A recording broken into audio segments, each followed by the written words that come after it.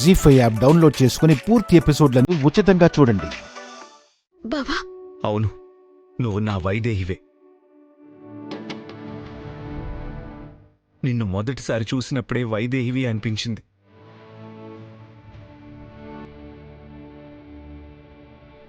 కాని కాదనడానికి కారణాలు ఎన్నో.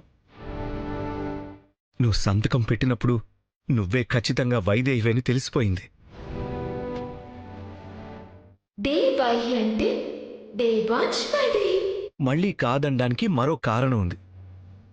నువ్వే వైదేహివి అని నమ్మిన ప్రతిసారి మరో ప్రశ్న మొదలవుతుంటే దిక్కు తోచలేదు వైదేహి. కాని నిశ్చితార్థానికి కొన్ని క్షణాల ముందే తెలిసిపోయింది నువ్వే నా వైదేహివని. అందుకే నా జీవితంలోకి మరొకరు రావడం కాదు కదా, నా వేలుని కూడా తాకనివ్వకూడదనుకున్నాను.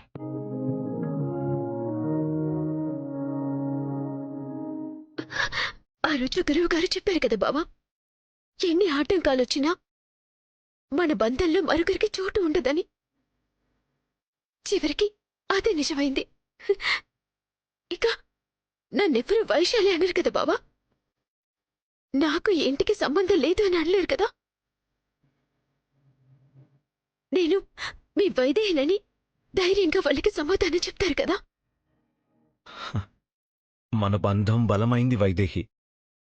బ్రతికినంతకాలం నువ్వు నాదానిగా, నేను నీవాడిగా ఉంటాం. చావులో కూడా మనల్ని ఎవ్వరూ విడదీయలేరు. కాని తరతరాలుగా ప్రేమకి పరీక్ష ఎదురవుతూనే ఉంది. ఇప్పుడు మన బంధానికి కూడా ఎదురవుతుంది వైదేహి.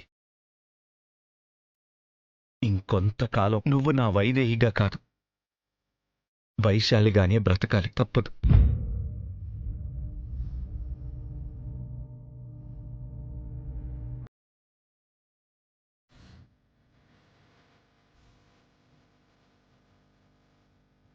ఈ పచ్చని తాంబూలం మీద ప్రమాణం చేసి చెప్తున్నాను, ఈ క్షణం నుంచి నువ్వు ఈ ఇంటి కోడలివి.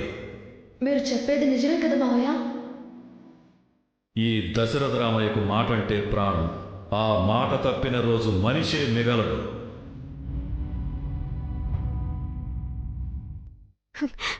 అర్థమైంది బావా. మావయ్య గారన్న మాట కోసమే కదా. అవును, మాటే ప్రాణంగా బ్రతికే ఆయన మాట తప్పిన మరుక్షణం ఆయన మనకి దక్కరు. అలాగే మావయ్య గారన్న మాట మాత్రం జరగదు కదా బావా. నా ప్రాణం పోయినా జరగదు వైదేహి. నేను నువ్వు వైశాలివని పొరపాటు పడ్డాను కాబట్టే నాన్న అదే నిజమని నమ్మి ఆ మాటిచ్చారు. అదే నువ్వే వైదేహివని ఆ రోజే చెప్పుంటే మాట ఇచ్చుండేవారు కాదు కదా. అందుకే దీనికి నేనే ఒక పరిష్కారం కనుక్కోవాలి. అంతవరకు అందరి ముందు నువ్వు వైశాలిగా ఉండాలి. అర్థమైంది బావా. ఎవరు నన్ను ఎలా గుర్తిస్తే ఏంటి? నువ్వు వైదేహి అని అంటున్నావు కదా, అది చాలు. ఇక మిగతా ప్రపంచంతో నాకు సంబంధం లేదు. సంతోషంగా బతికేస్తాను.